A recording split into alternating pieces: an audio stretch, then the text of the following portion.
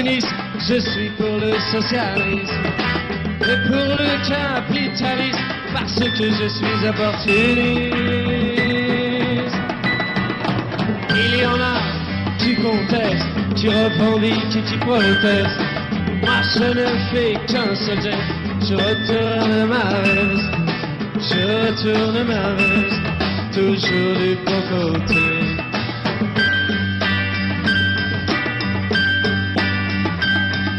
Je n'ai pas peur des profiteurs, ni même des agitateurs. Je fais confiance aux électeurs, et j'en profite pour faire mon beurre. Il y en a qui contestent, qui revendiquent et qui protestent. Moi je ne fais qu'un seul geste, je retourne ma veste. Je retourne ma veste, toujours du bon côté.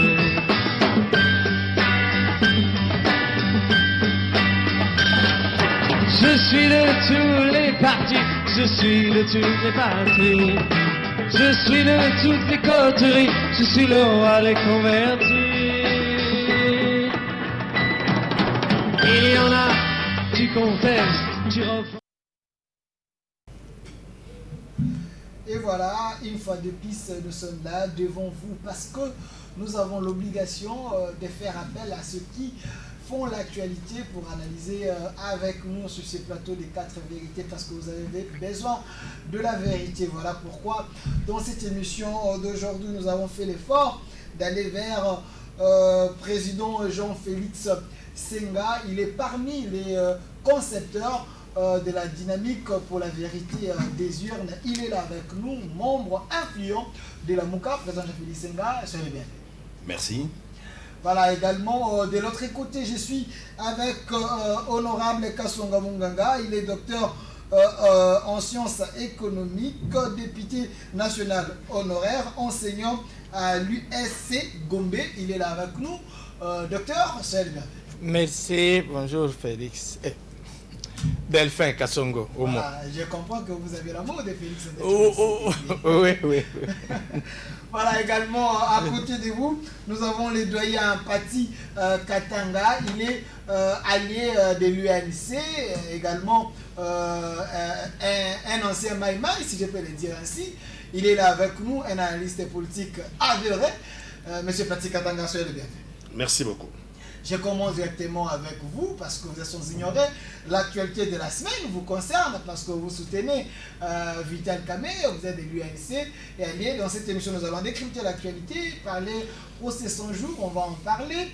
La plainte contre Joseph Kabila, on en parle. La désignation à la CENI, entre la réforme et la désignation, qu'est-ce qu'il faut faire, on en parle. Nous allons décrypter l'actualité de la semaine, fonds alloués au Covid-19, on en parle. La situation économique de notre pays, nous allons aussi en parler. Mais je commence par le procès 100 jours. La Cour a tranché, Vital Kamerhe condamné. Êtes-vous satisfait? La Cour a fait un bon travail ou soit les dossiers étaient politiques? Merci de votre invitation, mais d'abord, nos compatriotes doivent savoir que l'état de droit, c'est le bébé des caches. Nous l'avions voulu pendant notre campagne, nous avons fait campagne pour le changement et la ligne maîtresse du changement, c'était l'état de droit. Donc on ne s'en plaint pas sur le plan de l'état de droit, on ne s'en plaint pas. Nous l'avons voulu, c'est notre propre bébé, on n'a pas le droit de tuer l'état de droit. Mais c'est un processus. Nous ne sommes qu'au début, c'est un processus. Il y a eu un procès, il y a 2 volets. Sur le plan juridique, il n'est secret pour personne que Vital Kamerhe a été condamné et le voie de droit s'ouvre devant lui. Il a déjà exercé par l'intermédiaire de ses avocats. En termes de droit, il a le droit d'interjeter appel, ce qu'il a fait. Donc ce qui nous ramène à 0. Donc aux premières instances, le jugement ne compte plus. Nous allons aller maintenant à la cour d'appel. Et la cour d'appel va recommencer tout à 0. Ça sera un autre procès. Et après la cour d'appel, il peut toujours avoir la cour de cassation. Sur le plan du droit, il y a 2 voies de recours. Sur le plan de l'analyse politique, ces jugements, en tant que jugement, pas s'attaquer à l'état de droit, mais en tant que jugement, ces jugements nous paraissent être un jugement politique qu'un jugement juridique. Parce que, si vous regardez les déroulements de toutes les audiences, je prends particulièrement la 2e audience. Et j'ai remarqué qu'à la deuxième audience, il y a d'entrée de jeu une menace à l'égard des prévenus Caméré, venant de la partie civile. Vous n'échapperez pas. Vous n'échapperez pas, ça veut dire quoi? Vous n'échapperez pas, ça veut dire qu'il y a des officines tapis dans l'ombre qui ont déjà décidé. Et ce qu'on est en train de faire au tribunal et devant la télévision, c'est du cinéma. Est-ce que ce n'est pas parce que le ministère public était convaincu qu'il y avait les arguments, parce qu'il y avait plus de 2000 preuves selon partie civile, voilà pourquoi c'était une assurance que Caméré n'allait pas s'échapper. Nous avons cherché pas 2000 preuves. Nous avons cherché une seule preuve de détournement de fonds de Vital Caméré. Le ministère public n'a pas produit. N'a pas produit, et même dans son réquisitoire, il reconnaît dans son réquisitoire qu'il n'avait pas de preuves matérielles de détournement de fonds. Et donc l'article 145 de notre code pénal est clair et détermine très bien ce que ça veut dire détournement de fonds publics. Donc en termes de preuves matérielles, les procureurs généraux, donc l'OMP, l'officier du ministère public, n'avaient pas de preuves matérielles. C'est là que ça nous donne l'impression que c'est plutôt un procès politique que plutôt un procès juridique. Et dans le fond maintenant, dans le fond, Une minute. dans le fond, vous remarquerez que ce procès, les jugements reprend. Les jugements reprend les réquisitoires, reprend la copie conforme du réquisitoire. C'est ça qui est devenu le jugement. À dire que les juges n'ont pas eu de conviction, d'intime conviction, puisqu'il reprend exactement les réquisitoires, il le fait, la copie conforme de son jugement, c'est le réquisitoire du procureur général. Donc les juges n'ont pas eu d'intime conviction. Or, en droit pénal, les juges doivent avoir son intime conviction. Mais là, dans le cas en espèce, nous avons vu qu'il a reproduit les réquisitoires du procureur général. Et il y a aussi d'autres choses qu'on va développer. Merci, M. Pati Katanga. Je rappelle que vous êtes de l'UNC allié, donc vous êtes aussi communicateur du cash, donc le pouvoir en place. Également, de l'autre côté, président Jean-Félix Senga, je rappelle ici que vous êtes de la Mouka, vous êtes parmi les concepteurs de la dynamique pour la vérité des urnes avec Martin Fayoulou. Vous avez suivi le procès Caméré. Félix nous a parlé d'un état des droits. En suivant ces procès, avez-vous senti l'indépendance de la justice ou soit la justice a bien tranché? Merci pour la question. Je me réjouis quand mon ami Pati dit que leur cheval de bataille pendant la campagne était d'instaurer un état de droit. J'en conviens que tout démocrate avisé ne recherche que l'instauration au départ d'un état de droit pour que ça nous permette finalement de décoller et nous développer. Mais aujourd'hui, quand on regarde les choses telles que ça passe, ce serait trop aller en besogne, prétendant qu'il y a déjà un état de droit dans ce pays. C'est aller trop vite en besogne. À mon humble avis, il n'y a pas du tout d'état de droit, moins encore un état. L'on ne peut pas prétendre instaurer un état de droit quand il n'y a pas d'état. Les prérogatives, tout ce qui compose, tous les éléments constitutifs d'un état aujourd'hui, on ne peut pas dire qu'ils sont remplis. Où est la sécurité dans ce pays? Où est la souveraineté nationale dans ce pays? Où est l'État-providence dans ce pays? Eh bien, au regard de tout ce qui se passe ici, vous n'êtes pas sans ignorer qu'il n'y a pas 5 jours que l'Angola venait de faire des incursions, de prendre encore une portion de terre au Congo, du moment que le même Angola avait déjà pris à l'époque de Musée qu'on n'a jamais à l'époque de Kabila qu'on n'a jamais récupéré. Tout le plateau on exploite de l'or, du pétrole par l'Angola. C'est notre portion de terre que l'Angola a pris. Aujourd'hui, vous êtes sans ignorer que la Zambie a fait l'incursion. La Zambie s'est même installée dans le Tanganyika. La Zambie est là installée.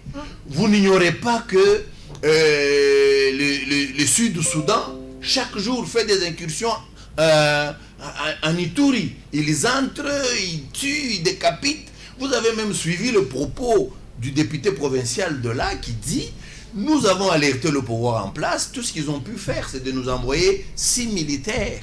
ces militaires pour protéger Ituri. Ituri, c'est Ouganda, Rwanda, Burundi compris qui n'arrivent pas à atteindre Ituri. Donc c'est un état de droit de façade. En fait, vous le constatez avec moi. Quand il n'y a pas d'État, on ne peut pas prétendre instaurer un État de droit. Donc on n'en est pas là. Pour ce qui concerne le procès, pour moi, de la Mouka, ce n'est pas que je sois content ou pas content, ce n'est pas ce qui me préoccupe. Moi, j'ai une seule préoccupation. Le contribuable congolais a le droit de savoir comment ceux qui prétendent être au pouvoir gèrent son argent. Comment ils gèrent son argent. Ceux qui prétendent ou ceux qui sont au pouvoir? Ceux qui sont illégalement au pouvoir gèrent son argent. Les contribuables congolais ont le droit de le savoir. Eh bien, dans ce cadre, il y a eu ce qu'on appelle le procès de 100 jours. Que du reste, moi je ne dis pas que c'est effectivement ça le procès 100 jours. 100 jours veut dire l'argent des sauts de moutons. 100 jours veut dire les 60 millions de dollars destinés à l'agriculture. 100 jours veut dire les 32 millions de dollars destinés à la construction de Kasaï centrale. 100 jours veut dire les 10 millions de dollars destinés à l'achat de produits pharmaceutiques. 100 jours veut dire les 26 millions de dollars destinés à la construction de routes dans le sud Kivu. Vous voyez? Donc l'argent qui était sorti pour les 100 jours, ce n'est pas seulement les 57 millions de dollars pour qu'on nous distraie, qu'on dise que non, le procès a été fait et enfin la justice est là. Non, on ne peut pas aller trop vite en besogne. Pour vous, c'est un non-événement. Pour nous, c'est un non-événement, mais pour nous, nous pensons que tout celui qui a mis la main sur l'argent du trésor public, eh bien, doit payer, doit faire le frais. Merci. Là, on a compris que nous avons affaire à un lamoukiste, celui qui est contre ses pouvoirs, qui est contre les antivaleurs, selon le président Jean-Félix Senga. Monsieur le député honoraire, Kassongo Mungaga, je rappelle que vous êtes docteur en sciences économiques, mais quand même ici, nous analysons l'actualité, c'est les procès 100 jours. Est-ce que vous êtes d'accord que l'état des droits dont Félix Antoine Tshisekedi parle, en suivant religieusement le président Jean-Félix Senga, c'est un état des droits, des façades qui marchent avec des béquilles? Mais Jean-Félix Senga, intérieurement, est-ce qu'il est vraiment convaincu de ce qu'il dit? Vraiment, est-ce qu'il est convaincu? Est-ce que lorsqu'il dit qu'il n'y a pas état de droit, on ne peut pas parler d'état de droit alors qu'il n'y a pas état? Bon, je ne suis pas juriste, je ne suis pas politologue, mais justement, on dit que quand on définit un état, l'état est défini physiquement par l'existence d'un territoire, par la population, et puis par une certaine administration, une certaine loi dans le pays, ce terme juridique. Est-ce qu'il est convaincu que ces éléments-là constitutifs d'un État n'existent pas? Il sait que ça existe. On ne veut pas perdre l'État pour qu'on puisse lui remettre la parole. L'État existe. La mauvaise foi. La mauvaise foi. Non, le terme mauvaise, il ne faut pas que peut-être ça puisse les blesser si on dit la mauvaise foi. J'ai dit que non, j'ai dit seulement qu'il est convaincu que ce qu'il dit n'est pas vrai. N'est pas vrai, oui. Et alors, justement, les éléments constitutifs d'un État existent, mais seulement ce que j'ai dit que peut-être c'est que ça m'étonne qu'il ne puisse pas reconnaître quand même ce qu'il est en train de faire. Parce que si aujourd'hui il y avait même quelqu'un de la Mouka, mais la Mouka, je pense que aussi ça doit être proche de Tshisekedi, du président, je ne sais pas comment. Peut-être lui, je ne sais pas où il était parce que, je vous avais déjà dit, avec Martin Fayoul, avec Tshisekedi et les autres, Sami Badibang, Roger Lumbal, nous sommes ici chez Roger Lumbal, mais tout ça, on se réunissait chez Fayoul. Donc, normalement, Fayoul, il doit être avec Tshisekedi. Nous allons lutter pour ça. Vous avez trahi Fayoul? Fayoul marche avec? Non, on pousse Fayoul à trahir Tshisekedi. Alors, normalement, ils doivent être ensemble. On était à Fadenhaus tout le temps. Donc, on cherche à ce qu'ils ne puissent pas être ensemble. Donc, nous ferons en sorte que Fayoul soit là, même Mouzito, tout comme qu'il puisse avoir aussi des postes comme l'autre frère qui est parti à la Banque africaine de développement, qu'on s'appelle le professeur Matungu. Vous voulez débaucher les cadres de... Mais ça, ce n'est pas un débauché, ce n'est pas débauché. Ils ont lutté pour les changements. Alors, le gouvernement des changements est là. Ils doivent aussi être associés à la gestion justement de la chose publique. Ce n'est pas le débauchage. Et d'ailleurs, nous le dirons plus. Tshisekedi est pour ceux qui ont voté pour lui et ceux qui n'ont pas voté pour lui. C'est ce qu'avait fait même le président, l'ancien président, donc le président Kabila. Donc vous avez trouvé que même tous ceux qui n'étaient pas du PPRD, ils sont là. Il a accueilli tout le monde. Nous-mêmes aussi, voyez, ici nous sommes chez le plateau, ici c'est Roger Lombal. Et vous savez que quand Tshisekedi luttait, quand il descendait même de Kisangani, les gars de côté derrière lui, c'était qui? Roger Lombal. Mais j'aimerais que même Roger Lombal puisse être à côté de Félix. Ok. Oui, l'état des droits, oui. Alors c'est ça justement. Lorsque j'ai dit qu'il n'existe pas état des droits, au moment où nous voyons que peut-être par le passé, c'était les règnes de l'impunité. Et que maintenant, tout le monde, même quand vous donnez une fonction publique, vous tremblez un peu, vous savez que vous devez bien gérer, que vous soyez ministre, que vous soyez premier ministre, même gouverneur, tout le monde justement est sur les qui-vive, que vraiment il faut bien jeter. Mais je crois que justement il devait féliciter le système actuel qui a un changement. Et puis lorsqu'il dit qu'il n'y a pas peut-être la sécurité, je ne sais pas ce qu'il a voulu dire par là, c'est la sécurité des personnes ou des biens, mais nous voyons... Le territoire, il y a un député provincial qui a dénoncé, on a envoyé que 6 soldats pour garantir la sécurité d'un territoire, c'est quand même grave. Alors, bon, mais maintenant, quand je sais que pour le moment, vous pouvez voyager, aller dans tous les territoires, aller n'importe où.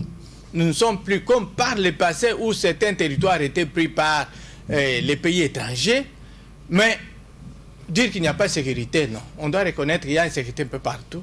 Bien sûr, on peut avoir certains désordres dans certains territoires comme à l'est du pays, mais cela n'empêche pas que nous puissions reconnaître. Mais seulement pour ce qui est de l'est, pour ce qui a parlé, il a parlé de cas bien précis pour les pays que la Zambie avait pris l'incursion de certains pays étrangers, la Zambie à l'est, la Zambie, le Sud-Soudan, l'Angola.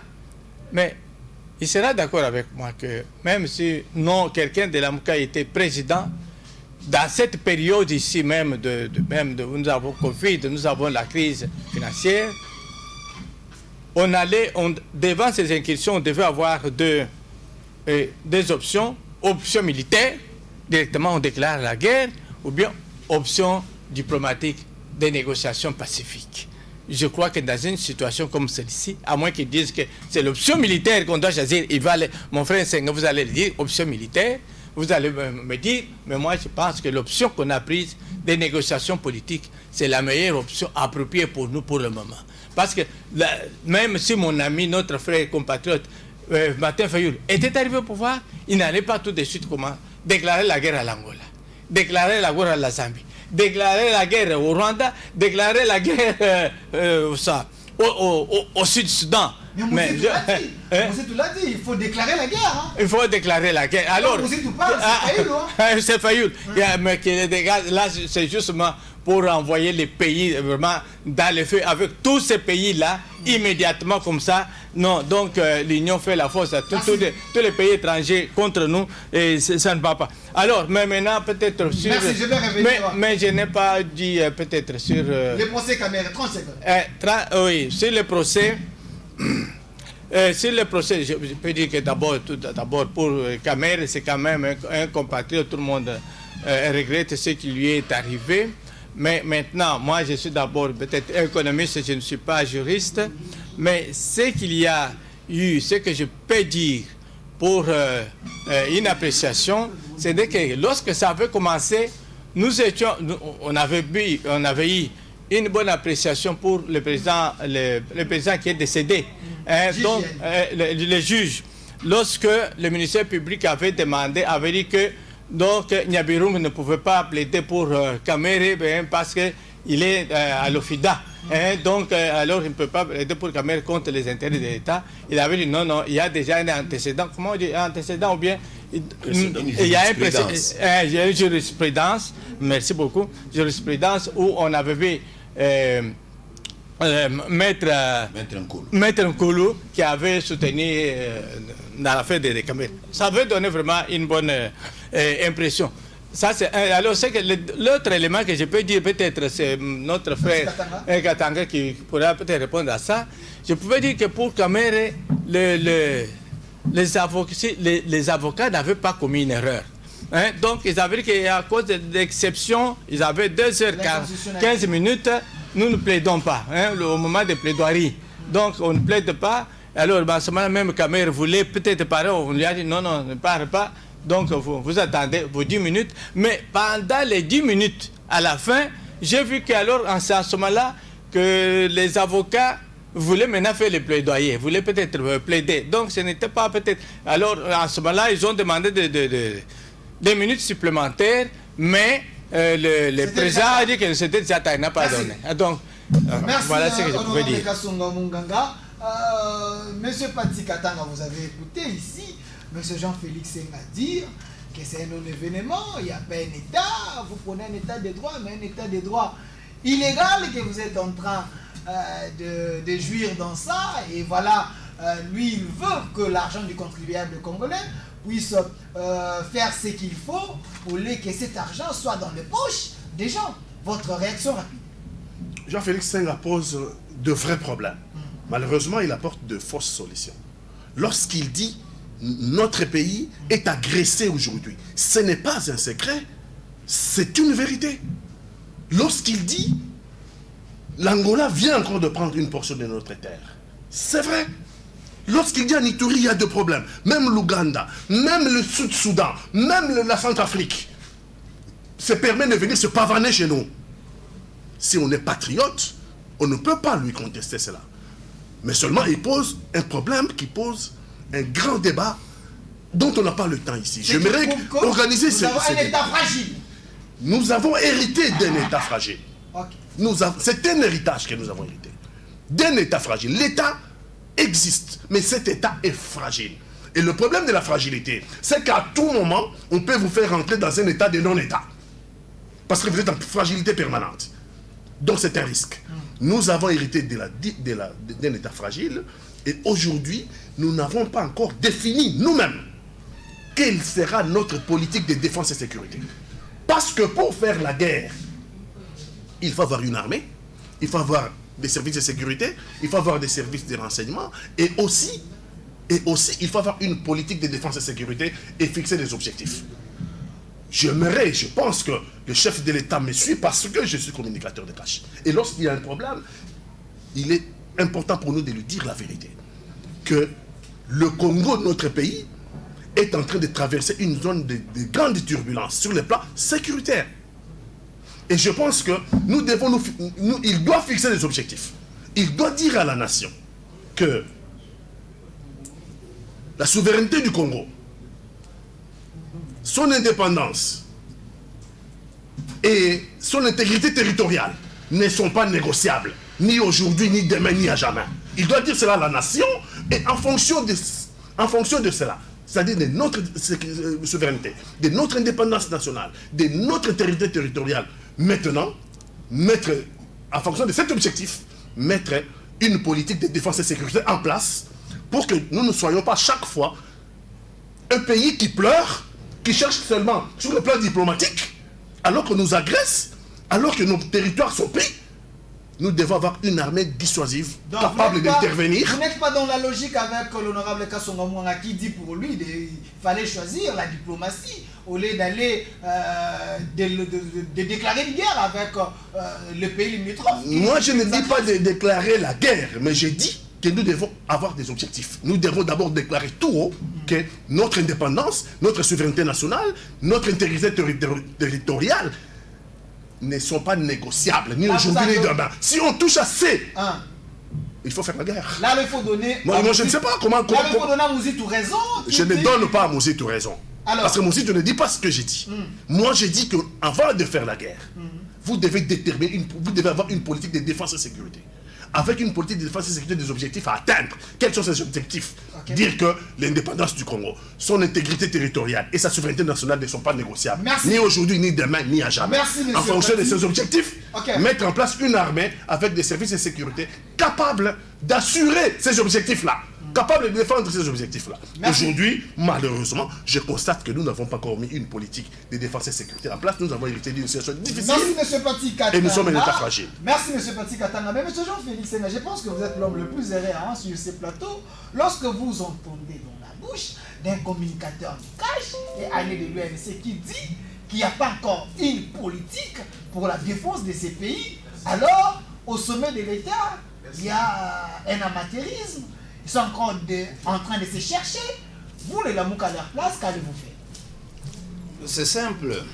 Je voudrais d'abord répondre à mon frère le professeur. Okay. Moi, j'ai comme l'impression, sa technicité en économie, son expertise en économie l'empêche de voir les réalités sur le plan peut-être juridique, sur le plan sociopolitique de notre pays. C'est pourquoi il a pensé que moi, je n'étais pas convaincu de ce que je disais, sinon je ne le dirais pas. Je suis convaincu que nous sommes dans un état de non-état. Et c'est par là qu'il faut commencer. D'ailleurs, j'ai bien aimé ce qu'a dit mon frère Pati. C'est avec son éloquence, il a failli vous faire comprendre comme s'il ne disait pas ce que je disais, pourtant il a dit ce que j'ai dit. Je m'en réjouis. Mais ceci étant, vous comprenez vous-même qu'au sommet de l'État, les gens qui sont là-bas, ces parvenus-là, ne s'étaient en aucun cas préparés. Non, les parachuteurs. Ils n'ont rien préparé, ils n'ont ni plan, ni programme. D'ailleurs, c'est le souci qu'exprime mon frère Pati. Ils n'avaient pas de programme. Parce qu'ils avaient un programme, ils auraient dû savoir par où commencer. Qu'est-ce que faire? Ça c'est grave quand même. Je vous la relance. preuve. Je vous relance. La preuve qu'ils n'ont rien préparé. Je vous relance. Regarde, le projet 100 jours. Le projet 100 jours prouve à suffisance que monsieur Tshilombo n'a aucune vision. Il est allé tirer dans les tiroirs de monsieur Kabila. Monsieur Jean-Félix Senga, laissez-moi vous créer un bon cadre. Je peins les tableaux. Lorsque vous dites que au sommet de l'État, ils n'ont pas un programme, je vous rafraîchis la mémoire. Félix Antoine Tshilombo Tshisekedi, il avait un programme de campagne. Et Chadar également avait aussi un programme de campagne. Une fois dans la coalition, ils ont mixé leur programme. Et le programme qui est là, c'est le programme de FCC Cash. Donc il y a un programme. Lorsque vous dites qu'il n'y a pas un programme, apparemment, je pose la question, c'est comme si vous ne suivez pas l'actualité. Apparemment, il y avait un programme comme vous le dites. Mais s'il y en avait, il aurait dû commencer à les traduire en actes. Il ne traduit rien. Il navigue à vue. C'est comme je vous disais. Trouvez-vous normal qu'un président se dit il est du changement, comme l'a prétendu mon frère Kassongo Munganga. Il est un président du changement qui vient. Vous arrivez là-bas, vous n'avez rien à faire, vous n'avez aucune vision, vous n'avez rien à prêter, mais vous cherchez qu'est-ce que nous pouvons faire pour impressionner. Vous allez tirer dans les tiroirs de M. Kabila son projet de saut de mouton, son projet de maisons préfabriquées. Ça, c'est le programme de Kabila. Ça vous démontre que M. Félix, lui, n'avait rien. Lui n'avait rien programmé, rien prévu. Se recherchant, c'est alors qu'il est allé se réfugier dans ce programme-là. Ça, c'est grave pour quelqu'un qui veut assurer la destinée d'un grand pays comme la RDC. On ne peut pas trouver ça normal, on ne peut pas se complaire. Voilà pourquoi nous disons, eh bien, au lieu de faire des slogans du genre, nous sommes déjà dans un état de droit, autant commencer par instaurer, stabiliser d'abord l'État. C'est quand tu l'auras fait ça, tu peux passer à un nouveau bon. Mais Félix a dit qu'il a trouvé une armée structurée, et j'ai l'impression c'est comme si vous ne comprenez pas. Quand on parle de la continuité de l'État, on peut prendre les anciens programmes et puis les amener à un nouveau État. Donc c'est normal. Non? Quand quelqu'un se présente aux élections présidentielles, il vient avec un programme qu'il veut vendre. C'est sur base de ce programme qu'il devrait être élu. La continuité de l'État ne veut pas dire pour en continuer avec le programme de l'autre. Du moment que M. Félix Antoine, si on le prend lui, lui venait d'une famille politique, l'UDPS qui n'a rien à voir avec le PPRD. Le PPRD, c'est un refuge. C'est un cimetière de brigands politiques, C'est grave, des affairistes, c'est grave, des gens qui ont pillé, qui ont saqué ce pays. Le PPRD, comment vous le... professeurs, nous Peu avons les importe. Mova, nous avons les Chadari, L'on peut, nous avons plusieurs. l'on peut beau être professeur, mais ne pas avoir de conscience, ne pas avoir de valeur morale. Être professeur, ça ne veut pas dire être synonyme d'avoir la conscience. C'est pas pour rien, M. Kassongo ne me contredira pas. Entrer à l'université de Kinshasa, il y a une grande pancarte juste à l'entrée au niveau des trafics. Science sans conscience est une ruine de l'âme. Effectivement, ceux qui se retrouvent, qui ont l'âme ruinée, ils se retrouvent dans le PPRD. Et c'est là que M. Félix va aller s'inspirer. Vous trouvez ça normal et vous dites, il a un programme, il a été choisi sur base de quoi? Parce que lui, il n'a pas de programme. Il le démontre jour après jour. Est-ce que... Je vous donne un autre exemple. Okay. Aujourd'hui, nous traversons un moment très dur avec la pandémie de coronavirus. Et vous avez vu M. Tshilombo se précipiter, se hâter à prendre des mesures en imitant la France, la Belgique, du moment que chez nous, à ce temps-là, la maladie ne s'était même pas encore déclarée, à part les quelques 8 ou 5 personnes qui étaient venues de l'Europe, qui étaient malades, qu'on pouvait mettre en quarantaine et puis trouver la solution à leurs problèmes, laisser la population vaquer à ses occupations. Ils ont été pressés de prendre des mesures. Confinement, ceci, cela. Aujourd'hui, ça commence à lasser le peuple. Or, c'est maintenant pratiquement que la maladie commence à se manifester au Congo, mais le peuple s'est déjà lassé du confinement à Gombe. Le peuple souffre de la faim parce que... Félix Senga, je vous donne encore une minute. Gouverner, c'est prévoir. Étant qu'un chef de l'État, il est censé garantir le bien-être de sa population. Une pandémie s'annonce. C'est partout dans le monde qu'il y a des problèmes. Il s'est dit, il est temps que je puisse prendre des mesures préventives pour protéger le peuple. Alors, où est le mal? Il prend des mesures préventives avec des contradictions impossibles au niveau de la riposte. La riposte vous dit, Gombe n'est pas l'épicentre de la maladie. L'épicentre de la maladie, c'est Lemba, c'est Kankokolo, c'est Limete, c'est Ngaliema. À ce niveau-là, aucune mesure n'est prise et vous continuez à confiner Gombe sans explication. Vous dites, nous sommes en train de prévoir. Gouverner se prévoit, le gouvernement dit, nous avons mis à la disposition de l'équipe de riposte 10 millions de dollars. Le directeur, celui qui pilote la riposte, vous dit, je n'ai perçu qu'1 400 000 dollars. Vous voyez que même à ce niveau-là, il faudrait que les parquets aillent instruire, que les responsables soient punis. Voilà, le ministre Etienne Longondo, qui est le ministre de la Santé, le docteur Jean-Jacques Mouyembe, son équipe, apparemment de ce côté-là, ça pullule, il y a un problème. Honorable Kassonga Munganga, vous avez soutenu aussi Joseph Kabila à un moment. Entendre M. Jean-Félix Senga dire, je ne veux pas utiliser ces mots de Laurent Désiré Kabila, qui disait les conglomérats des aventuriers, lui qualifie les gens du FCC, les PPRD, les gens qui n'ont pas la conscience, parce qu'ils ont géré ces pays pendant 18 ans, on n'a pas de résultats. La preuve en est dans les secteurs sanitaires, on a vu avec Covid-19 ce qui se passe. Alors, Félix Tshisekedi a-t-il bien fait à prendre des mesures préventives pour que la pandémie ou le Covid-19 ne se propage pas? Parce qu'aujourd'hui, les voix s'élèvent qu'il faut déconfiner. Il y a eu même des morts vers le marché central. Vous, étant que l'ancien député, à ces moments, qu'est-ce qu'il faut faire? Non. Delphin, vous m'excusez un peu, peut-être au lieu de parler d'abord de ça, je voudrais répondre à notre frère Jean-Félix Senga. Jean-Félix Senga, en ce qui concerne plutôt le programme. Et alors, en ce moment, on peut commencer pour ce qui est Vous de avez Félix. 4 4 minutes. minutes. Oui, vous avez dit que justement, j'avais soutenu Joseph Kabila. C'est parce qu'il était chef de l'État. Et il avait fait des programmes pour redresser notre économie et ce qui allait, juste tout le monde allait en bénéficier. On a eu le programme économique. Et c'est ce que maintenant le chef de l'État, c'est Jean-Félix Tshisekedi Tshilombo. Et j'aimerais que, c'est pourquoi je le soutiens également. Et demain, peut-être, si nous allons les soutenir également pour notre pays. C'est pour ça que maintenant, j'ai dit que tous, si nous aimons ce pays, tous derrière Tshisekedi. Après cette précision, je voudrais dire à notre frère que pour le programme 5, peut-être, parce qu'il a perdu de vue, que Tshisekedi a une vision.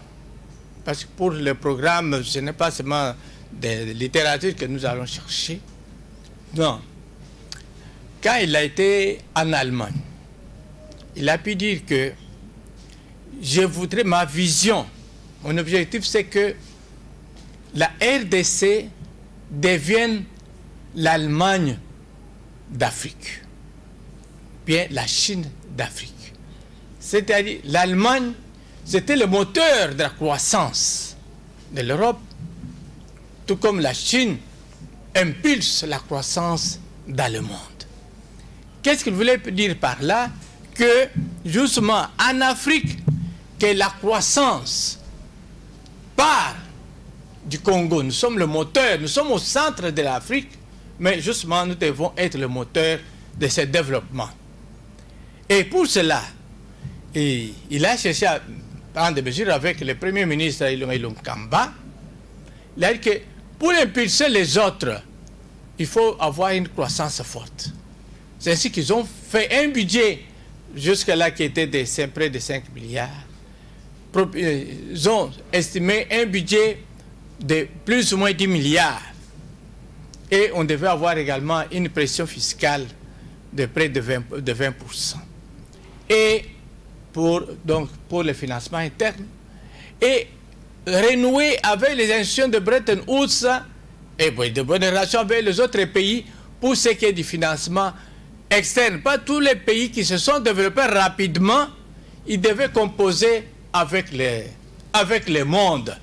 Mais justement, vous allez dire que où est-ce que nous en sommes? Parce que quand il parle de Covid, c'est ça un choc défavorable, un choc extérieur qui va justement handicaper la réalisation de ce programme. Ce n'est pas seulement pour le Congo, mais c'est pour le monde entier. Presque toutes les économies sont en récession, c'est-à-dire le taux de croissance est négatif. La production de 2020 sera inférieure à la production de 2019 pour tous les pays. Donc on ne peut pas condamner seulement notre pays. Mais ni t'étais justement Covid-19, nous devons avoir un taux de croissance qui était prévu même à 2 chiffres. Donc, avoir un taux de croissance de plus ou moins 10%. On peut améliorer ce que la population attendait de Tshisekedi, c'est justement l'amélioration du niveau de vie. Mais on ne peut améliorer le niveau de vie de la population que s'il y a une croissance positive et élevée. Mais voilà, donc, vous voyez qu'il y a des obstacles. Là, j'aimerais avoir votre honnêteté, vous tous, pour reconnaître que les obstacles à la réalisation de ce bon programme, ce sont des obstacles qui viennent de l'extérieur. Nous parlons des chocs défavorables extérieurs. L'environnement international est défavorable. Mais n'empêche que malgré cet environnement défavorable, nous avons quand même, grâce à ces actions, bénéficié d'un apport positif de son programme sur le plan du point de vue social et également du point de vue économique. Du point de vue social, je crois que ça, je rappelle, tout le monde le sait, tous les parents ont applaudi la gratuité de l'enseignement. Et plus ou moins aussi l'amélioration de la santé publique. Et peut-être pour ceux qui ne le savent pas, nous venons grâce, parce qu'il y en avait d'autres qui disaient que voilà, il voyage trop. Il avait dit que il ne fait pas du tourisme, c'était pour avoir les financements extérieurs. La Banque mondiale vient de lui accorder, enfin, lui représentant notre pays, $1 milliard. 1 million. Pour 800 millions de dollars pour ce qui est de la gratuité de l'enseignement, de ces milliards pour la gratuité et pour la santé de la population, la santé publique de la population. C'est à féliciter quand même, parce que ce n'est pas pour rien qu'on donne. Quand on donne comme ça, c'est parce qu'on fait confiance justement aux dirigeants et en premier lieu aux premiers dirigeants. Mais aussi, n'oubliez pas que justement, pour que nous puissions avoir beaucoup de fonds encore, nous devons entrer en programme avec les Fonds monétaires internationaux. Mais pour avoir un programme formel, il faut d'abord un programme intérimaire qu'on a fait fin 2019. Et ce programme, si il est réussi, nous allons un programme formel. Nous aurons encore d'autres aides extérieures. Et ce n'est pas mauvais. Il y en a qui disent que de l'aide extérieure, c'est quoi? Non. Les pays, nous sommes actionnaires, si vous voulez, membres du Fonds monétaire international. Il y a d'autres pays comme le Rwanda, etc., même des petits pays, si on peut les dire comme ça, qui avaient des aides extérieures venant de la Banque mondiale, du Fonds monétaire international, beaucoup plus importants même que nous-mêmes. Nous, parfois, on donnait très peu, parfois zéro, parce qu'on chassait. Comme vous le savez, on avait chassé en 2000, en 1990. À ce moment-là, nous avons commencé l'hyperinflation et également en 2012, nous sommes maintenant en rupture avec le FMI. Donc, on ne donnait alors rien. Alors, on fait confiance. Donc, c'est dire que c'est parce qu'il a un programme, un programme bien apprécié par les institutions même de Bretton Woods, justement, qu'on nous donne des fonds. Et si nous avons... Sinon, parce que le programme, ce n'est pas... Nous allons parler d'autres choses non abstraites. Si nous avons donc cette pandémie... La plaie, elle est profonde, nous avons l'obligation de continuer malgré les aléas. Et on est là toujours, on dit, mais monsieur Pati Katanga, vous êtes au pouvoir. Entendre les docteurs en sciences économiques, ici, monsieur honorable Kasonga Munganga, en train de dire que Félix Tshisekedi, ces voyages ont fini par payer. Il y a des sommes qui viennent de nous dévoiler ici. Mais apparemment, la gestion de ces sommes-là, vous au pouvoir, vous parlez d'un état de droit, vous au pouvoir, la transparence, mais ce n'est pas le cas. Mouyembe se plaint, pas plus de 2 millions, mais le qu'il avait demandé 135 millions pour qu'il puisse au moins faire le nécessaire pour sauver les Congolais. Vous avez autant de millions, mais Mouyembe ne touche presque rien. Bon, d'abord, la réaction, je ne peux pas, alors que nous sommes dans une coalition FCC-Cash, laisser Félix Senga traiter nos partenaires de la coalition cimetière des dinosaures. Qui n'ont pas la conscience. Qui n'ont pas la conscience, non. Nous avons les résultats selon lui. Ça, c'est grave. Parce que ceux qui sont quand même dans le FCC, ce sont des compatriotes congolais. Ce sont des Congolais comme nous, avec leurs défauts et leurs qualités. Et aujourd'hui, il faut être conséquent, il faut assumer, nous sommes en alliance. Et moi, je ne peux pas être sur le plateau alors que je suis porte-parole. Je suis communicateur de cash et accepter ce genre de propos à l'égard de nos, de nos partenaires. Non, parce que s'il faut faire cette analyse-là, alors Jean-Félix Senga ne peut pas être avec Mouzito Fumumpa. Hein, parce qu'on sait, Mouzito Fumumpa, l'homme de 350 résidences, hein, il n'y a pas eu pire. Premier ministre en termes de détournement de fonds. Aujourd'hui, il est avec Jean-Félix Senga. Ça n'a jamais été prouvé. Bah, écoute, ce qu'il dit là, est-ce qu'il a prouvé? Au Congo, on n'a jamais prouvé quoi que ce soit. Mais je pense que la radio-trottoir est trop forte. Donc, moi, je pense qu'il faut d'abord nettoyer son œil avant de voir la poutre dans l'œil des autres. Aujourd'hui, je suis d'accord, il y a eu des antivaleurs dans notre pays. Il y a eu des antivaleurs dans notre pays, je suis d'accord. Mais il faut que chacun prenne sa part. Il ne faut pas qu'aujourd'hui, qu'on donne l'impression aux Congolais, il y a le propre d'un côté et il y a les sales de l'autre. Non. Les sales se sont recyclés dans le propre.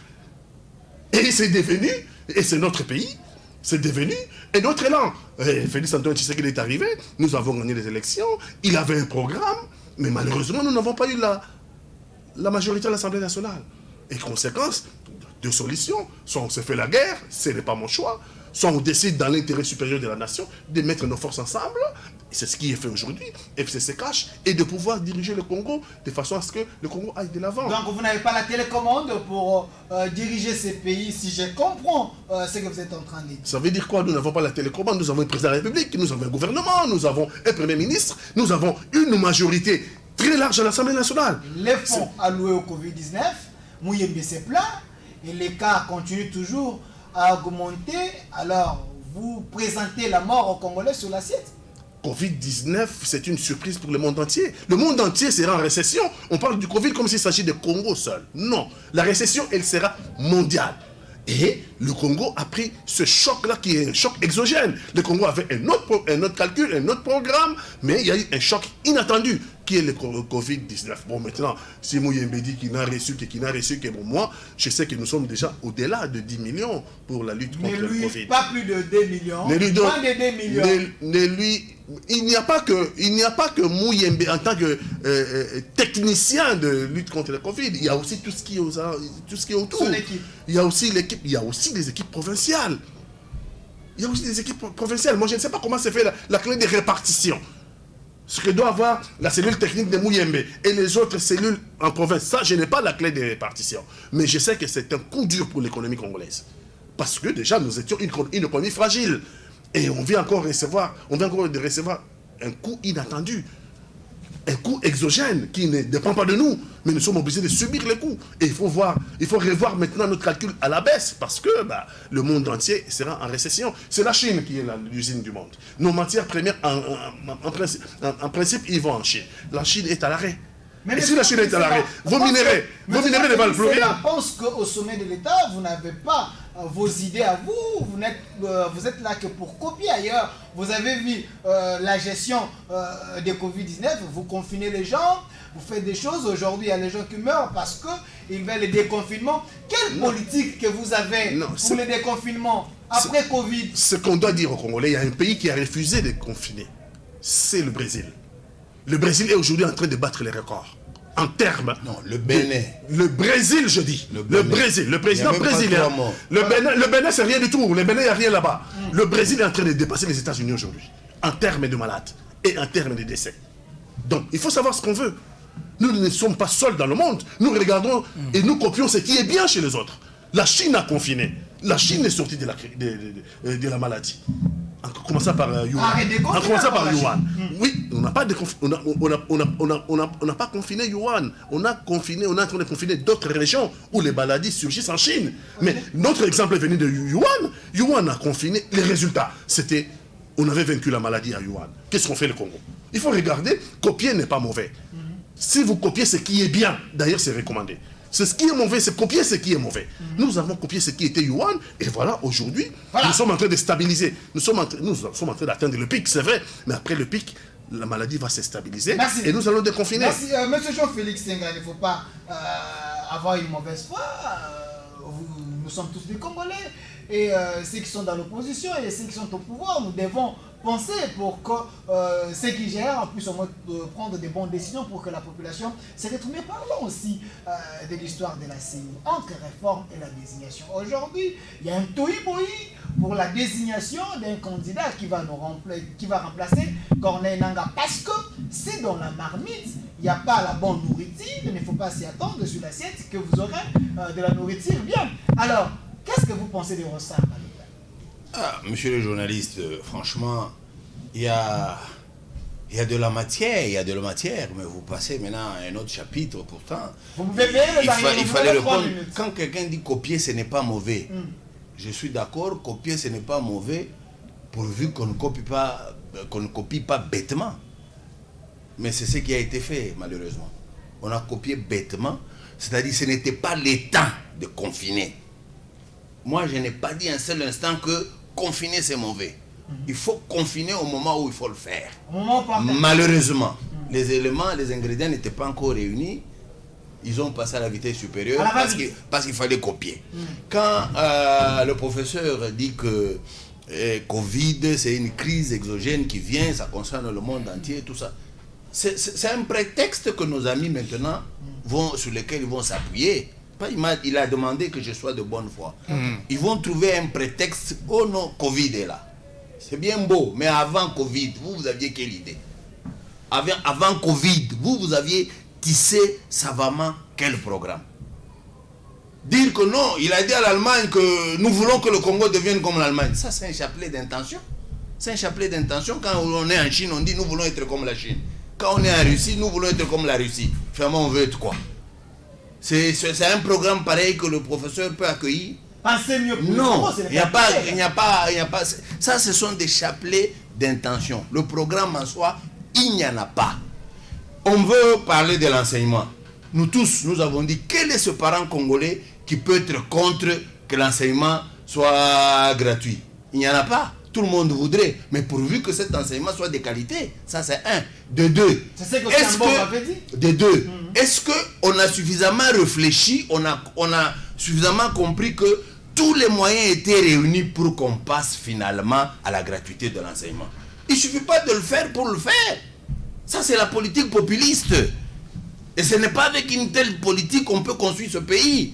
Voilà pourquoi nous disons non. Il faut savamment construire les choses au départ. Quand on a les bases, quand on a les idées, c'est alors qu'on peut faire quelque chose. Parlons Quand on de n'a la pas CENI. d'idée. Parlons pour ce qui concerne la CENI. Qui vous met à l'aise, il a fait 15 ans, depuis Ngoyi Mulunda jusqu'à aujourd'hui, il a l'expérience, un CV avec des biceps. Alors, c'est la personne que vous voulez. En principe, il faut le dire. Nous, au niveau de la dynamique pour la vérité des urnes, nous venions de nous prononcer là-dessus. Nous n'avons pas de problème d'individu. Au Malonda, au ceci. Nous n'avons pas de problème avec lui. Mais seulement, nous avons dit ceci. Soyons sérieux. Où est-ce que nos amis de PPRD veulent nous amener? Devons-nous continuer qu'à vivre, aller de tricherie en tricherie? Pourquoi vous voyez les PPRD partout? Pourquoi? Qui a initié cette histoire de Malonda? C'est Madame Mabunda. C'est Madame Mabunda du PPRD qui précipitamment a initié qu'il nous faut un remplaçant de... la présidente de l'Assemblée nationale. J'ai dit, c'est la présidente de l'Assemblée nationale. Oui, c'est son rôle. Cette assemblée où la majorité des députés a été fabriquée, où la majorité des députés a été nommée. C'est Madame Mabunda. C'est Madame Mabunda. Vous êtes d'accord avec moi qu'il s'agit de Madame Mabunda? Je dis que le PPRD, par le truchement de Madame Mabunda, on veut passer la charrue devant le bœuf en voulant désigner quelqu'un. Pourtant, nous pensons, avec tout ce que nous avons connu comme problème, il va falloir d'abord que nous puissions faire des réformes institutionnelles, notamment la réforme de la CENI. La loi organique de la CENI, nous devons la réformer. La loi électorale, nous devons la réformer. Et les juges électoraux, nous devons tout. Quand on aura fini de peindre tout ce tableau, c'est alors que viendra le moment de désigner les animateurs. Pourquoi vouloir passer en force? C'est ce que nous décrions, nous, au niveau de la dynamique pour la vérité des yeux. N'est pas à notre pour dire que c'est toujours le PPRD, au même moment, Mabunda amène l'histoire de désigner le président de la CENI. Au même moment, un magistrat véreux qui a été chassé de la magistrature par Laurent Désiré Kabila, je cite Minakou, vient encore proposer une autre loi pour détruire pratiquement l'indépendance du Haut Conseil du Conseil judiciaire. Pourquoi ça?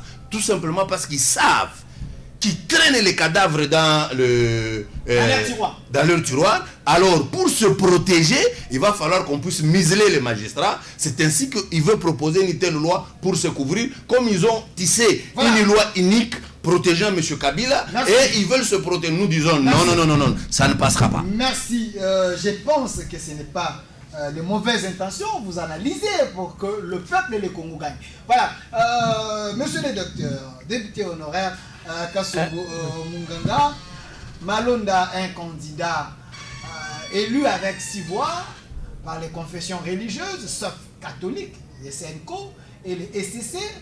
Alors, Ambongo était là pour suivre cette élection. Et à un moment, c'est l'Église catholique qui dit non, il fallait maintenant retourner à la réforme pour que les choses aillent mieux. C'est Moïse Katumbi qui dit qu'il ne faut pas mélanger les anciennes tomates et les nouvelles. Donc, les décors n'est pas bien planté. Est-ce qu'on peut espérer en 2023, si Malonda passe, qu'il y aura de bonnes élections?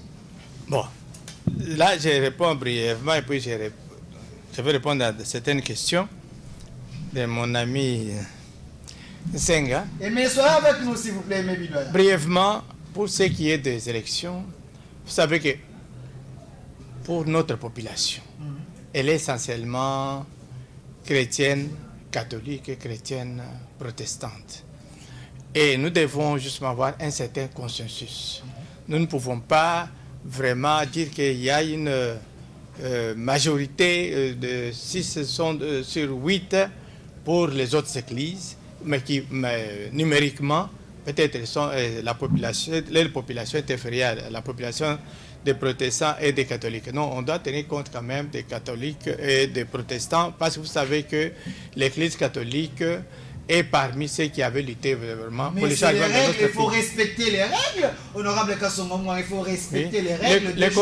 Ce n'est pas parce que vous avez accepté les règles et pendant l'élection vous perdez, vous retournez être contre encore les règles. Le consensus ne fait pas partie des règles. Mais l'Église catholique 2001. Avec, non, je crois d'abord, pour ce que j'avais suivi. Ce n'est pas l'Église catholique. Ce que j'avais suivi. On n'avait pas reconnu Malmal. Lorsque j'avais suivi, j'avais dit que nous devons lutter pour ce qui est du candidat là, de la société civile, que d'abord, essentiellement, nous devons chercher à nous entendre, avoir les consensus. Peut-être on peut recourir au vote, peut-être après si cette procédure échoue. Et même j'étais justement préoccupé par le consensus. Donc voilà, et je voudrais peut-être, parce que nous allons vers la fin, parce que je parle d'autres choses, parce qu'il y a des éléments qui échappent. Vous avez 2 minutes. 2 minutes. D'abord, je voudrais dire à mon frère Nsengue que nous, moi ici, j'invite tout le monde à soutenir Félix. Mais nous reconnaissons, mais vous savez d'abord, quand nous parlons de Muzito, pourquoi Muzito est beaucoup plus frustré. Peut-être vous ne savez pas, je vous l'ai dit, et nous reconnaissons. C'est parce que maintenant, si les choses vont bien, après, pour le régime passé ici, c'est à cause de Muzito. Parce que le 30 juin 2010, avec le gouvernement Muzito, nous sommes arrivés au point d'achèvement de l'initiative PPTE. En ce moment-là, la dette extérieure du Congo était de plus ou moins 14 milliards. La dette est restée de 2 milliards 900, donc arrondissons à 3. J'espère que vous le dites à l'intention plus de Paty. Hein? Nous le disons, nous sommes restés à 3 milliards. Donc nous étions incapables même de faire les services de la dette. Alors maintenant, ce qu'on devait rembourser à l'étranger, aux bailleurs extérieurs, on a dit que ces fonds-là, nous devons les utiliser pour le secteur pro-pauvre. C'est dire que maintenant, tout ce qu'on a commencé à faire, on va construire les centres de santé autant, les écoles, c'était avec les fonds destinés aux bailleurs de fonds que nous avons eu parce que nous étions arrivés au point d'achèvement. Mais ça ne tombait pas sur la tête maintenant de Muzito parce qu'il était déjà parti, ça tombait sur la tête des autres personnes. Il devait alors être frustré. Nous avions vraiment compris. Donc il avait bien travaillé. Ça, c'est ce que je veux dire. Pour Muzito. Et puis, alors maintenant, et l'autre cas, c'est que j'allais dire, oui, là où peut-être il peut ne pas être d'accord avec moi, il a dit peut-être pour le programme, il y a une liste de bonnes intentions. Non, le chapelet de bonnes intentions. Un programme de 5 ans, tout ça, non. Vous savez que le budget de l'État, c'est l'exécution même du programme. C'est l'exécution du programme. Quand Félix avait dit ça avec le Premier ministre, ils ont fait maintenant leur budget à 10 milliards pour commencer justement à financer les projets d'investissement, les projets de développement, le budget de 10 milliards, donc de 5 à 10 milliards. Mais c'est à cause du Covid maintenant, quand on doit faire maintenant les collectifs budgétaires, qu'on va ramener à moins de 10 milliards, ça sera plus ou moins 6 milliards. Donc, c'est ce que je voulais dire. Le Covid, ce n'est pas un prétexte, mais c'est une réalité. Peut-être c'est pourquoi, justement, moi, je vais essayer de terminer par là. J'aimerais que Muzito puisse être même avoir un poste de conseiller économique et financier, ou peut-être de Félix, tout comme Roger Lumba, là, que vous avez parlé de la sécurité, puisse être là-bas, au niveau pour ce qui est de l'armée ou bien de la sécurité, être auprès de Félix pour ce cas-là. Pourquoi pas non. Merci. Parler comme ça, c'est le pousser à refuser. Pourquoi il n'est pas voilà. Quand j'ai parlé de Martin Fayoul, ce qu'il avait demandé, c'était quoi? Au Conseil de la réforme. Le Conseil de la réforme institutionnelle. Mais c'est ça. Merci. Il peut être là. Merci. Mais Muzito, c'est un économiste. Merci, monsieur Patrick Katan. Je vous donne le mot de la fin, mais vous avez 2 minutes parce que vous devez ramasser la question de la CENI et puis chuter par cette question. On a appris tous que les ONG canadiennes ont porté plainte contre Joseph. Bon, disons, il y a une demande pour que la Cour CPI, Cour internationale, puisse au moins faire les investigations pour voir s'il y a eu des crimes contre l'humanité à l'époque de Joseph Kabila. Votre analyse par rapport à cette question, est-ce que c'est important qu'à ce moment qu'on mène ces enquêtes, ça ne va pas déstabiliser le pouvoir en place? Et puis vous répondez à la question de la CENI. Moussi reste l'homme de 350 de résidence. C'est pas moi qui l'ai dit. C'est les députés Jekoko Moulumba qui a même refusé de siéger pour dire que je ne peux pas siéger avec un voleur. Donc, il ne s'en est pas expliqué jusqu'aujourd'hui, Mouzido. Et donc, la population attend qu'il s'explique sur ce problème de 350 résidents. Aucun Premier ministre avant lui n'a détourné, n'a fait pire que lui. Mais ça, c'est Jekoko Moulumba qui était alors, à l'époque, son compagnon de la même coalition qui était la MP de l'époque. Donc pour dire que si on veut fouiner dans le PPRD, comme on veut les appeler, cimetière de, il faut s'y regarder soi-même dans le Lamouka, il y a encore des gens qui ont en tout cas fossoyé les fossoyeurs du peuple dans le passé. Bon, maintenant, la CENI a un problème. Tous les Congolais savent que les élections sont du domaine de la souveraineté nationale. Tous les Congolais savent que les 3 cycles que nous avons eus, les 3 cycles ont posé des problèmes. 2006, 2011, 2018. Ces élections peuvent un jour faire disloquer notre pays, les problèmes d'élection. Donc maintenant qu'on doit mettre une nouvelle CENI, j'ai dit que nous devons faire le bilan. Pourquoi ça n'a pas marché en 2006? Pourquoi ça n'a pas marché en 2011? Pourquoi ça n'a pas marché en 2018? Quels sont les remèdes à y apporter? C'est ça un peuple. Parce que demain, ça peut être plus grave. 2023, on ne sait pas ce qui peut advenir. Lorsque vous avez trouvé les manquements de 2006 jusqu'à 2018, vous y apportez des remèdes, ça veut dire que ce sont des réformes. Et après, lorsque vous avez fini les réformes, la loi électorale, je suis d'accord, les problèmes d'hommes se poseraient à la fin. On ne peut pas commencer par le problème d'hommes alors que vous n'avez pas réglé les problèmes structurels, les problèmes conjoncturels, les problèmes épidermiques qui nous ont suivis depuis 2006. Okay. Non, nous devons être conscients que les élections un jour peuvent nous poser un problème. Voilà. Maintenant, Joseph Kabila à La Haye, je pense que c'est un ONG canadien. Si nous avons fait campagne pour les changements et pour l'état de droit, nous ne pouvons pas refuser que la justice soit-elle, nationale ou internationale, se saisisse d'un problème. Sur le principe. Nous ne pouvons pas refuser. Au nom de quoi? On va juger ici le voleur de poules. Et au nom de quoi? On va refuser celui. C'est pas moi qui accuse. Ceux qui l'accusent des faits gravissimes. Au nom de quoi on va refuser que la justice passe? Merci. Je pense que ça ne serait pas logique. Merci, monsieur Je pense que même pour lui, le président Kabila, il a tout intérêt à laver son honneur devant le tribunal pour qu'il soit propre. Mais il faut que la RDC aussi valide. Hein? Mais la RDC, il faut que la RDC valide. Mais la RDC se mettrait, parce qu'aujourd'hui, il n'y a pas de mandat. Il n'y a pas de mandat contre... Si on lançait le mandat. La RDC est membre et signataire de l'accord de Rome, je crois, on appelle ça. Donc, créant la CPI. Si la RDC refuse d'exécuter un mandat de la CPI, la RDC se mettrait sur les bancs des nations. Voilà, merci. Est-ce que l'accord FCC cash ne risque pas de jouer si réellement le mandat est là, que la RDC n'accepte pas? Voilà. Président Patrice... Jean-Félix. Je m'excuse. Le nom de Félix, c'est qu'il est notre président. Président Jean-Félix, mandat s'il y a, sinon, on demande à ce que Joseph Kabila puisse au moins se justifier pour les crimes, entre guillemets, qu'il a à commettre pendant son règne, pendant 18 ans. Êtes-vous d'accord? Est-ce que ça ne serait pas jeter de l'huile sur lui?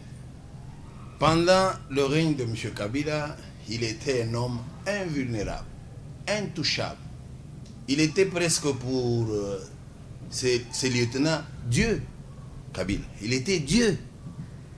Pendant son règne, beaucoup de choses ont été commises, beaucoup de crimes. Vous êtes sans ignorer la mort de Chebea et Bazana. Ça a été fait dans les installations de la police nationale. Vous êtes sans ignorer la mort de Tungulu. Vous êtes sans ignorer la mort de beaucoup d'activistes de droits de l'homme. Des massacres de Boudou Dia Congo, avec en tête John Numbi. Des massacres de Kamwena Sapou. Plus de 90 fausses communes. Vous êtes sans ignorer la fausse commune de Maluku. 420 personnes enterrées à Maluku en 2015. Tout ça, c'est pendant le règne de Kabila. Et quand vous entendez Laurent Gbagbo parler, il dit, si vous voulez être riche, faites des affaires. Mais si vous voyez un politicien riche, c'est que c'est un voleur. Ça, ce sont les paroles de Gbagbo. Qui n'a pas vu Kabila venir dans ce pays? Aujourd'hui, c'est un multimilliardaire. Il a trouvé l'argent où Kabila a tout intérêt à se justifier. On doit le prendre. Pour moi, aujourd'hui, ça a encore trop traîné. Si Félix avait gagné les élections, c'était au lendemain de sa prestation de serment, on prenait Kabila. Je dis, si c'était Fayoum, Kabila serait en prison à Makala. Merci. Il y a longtemps. Merci. Il y a longtemps. Merci. Donc, moi je pense ce mandat, même si la CPI mettait le mandat, avec les deals Kabila-Félix, je crois que rien ne se fera. Merci, Président Jean-Félix Senga. C'était également votre mot de la fin. Honorable Kassongamou, on a 30 secondes. Kabila, une fois la CPI, est-ce que ça ne serait pas de l'acharnement contre lui? Parce qu'il y a d'autres présidents étrangers qui sont libres, hein. Ils ont peut-être commis des faits graves, mais pourquoi la CPI ne les touche pas? Non, je crois que c'est la fin. Non, comme c'est la fin, je ne sais pas aborder ce problème, d'autant plus que je ne suis pas tellement juriste, parce que sur ce point, moi, je peux dire, pour tous les gouvernants, moi d'abord, j'ai grandi à l'internat, collège Albert Ier ici, je suis contre les crimes, la commission des crimes, les assassinats, tout ça, on ne doit pas le faire, que les présidents actuels ou bien à venir puissent commettre des crimes, nous devons abolir ça. Pour moi, même chez moi, tu tues même une poule devant moi, je ne la mange pas. Hein, donc voilà, ça c'est un. Et puis deux pour les derniers mots seulement, pour que notre pays aille mieux que nous tous. Comme nous sommes ici, avec notre frère Pathé, tous ceux qui sont derrière lui, avec notre frère Nseng, et tous ceux qui sont derrière lui, avec le Roger Lumbale, tous derrière le président de la République, parce que comme on dit, l'union fait la force. Merci. Alors comme ça, nous allons vaincre les problèmes économiques et sécuritaires. Merci, il s'appelle comme ça Kassongo Munganga, il est docteur en sciences économiques, député national honoraire, enseignant à l'ISC Gombe. Merci d'avoir répondu à notre invitation. Également, de l'autre côté, j'étais avec le président Jean-Félix Senga, cadre de la Mouka influent, et puis parmi les concepteurs de la dynamique pour la vérité des urnes, il était avec nous. Merci d'avoir répondu à notre invitation. C'est moi qui vous remercie. Également de l'autre côté, Monsieur Pati Katanga, un ancien Maïmaï, aujourd'hui il est à l'UNC, communicateur du cash. Merci également d'avoir répondu à notre invitation. Merci à vous derrière la caméra, à merveille, à Goloa, et puis à Alain Makoutima à la réalisation, et Mébi derrière la programmation, Bébé Berse à la coordination, Jit Tungaï et Cordon Kali. Merci à notre président Roger Mbala pour la confiance. Au revoir. Je suis pour le communisme, je suis pour le socialisme, et pour le capitalisme, parce que je suis opportuniste. Il y en a qui contestent, qui revendiquent et qui protestent. Moi je ne fais qu'un seul geste, je retourne ma veste, je retourne ma veste, toujours du bon côté.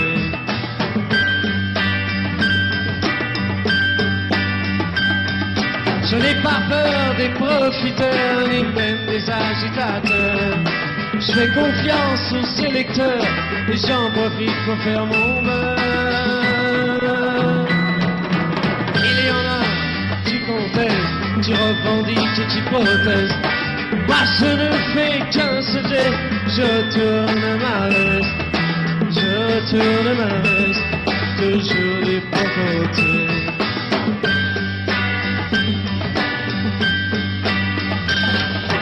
Je suis de tous les partis, je suis de toutes les parties, je suis de toutes les coteries, je suis le roi des convertis.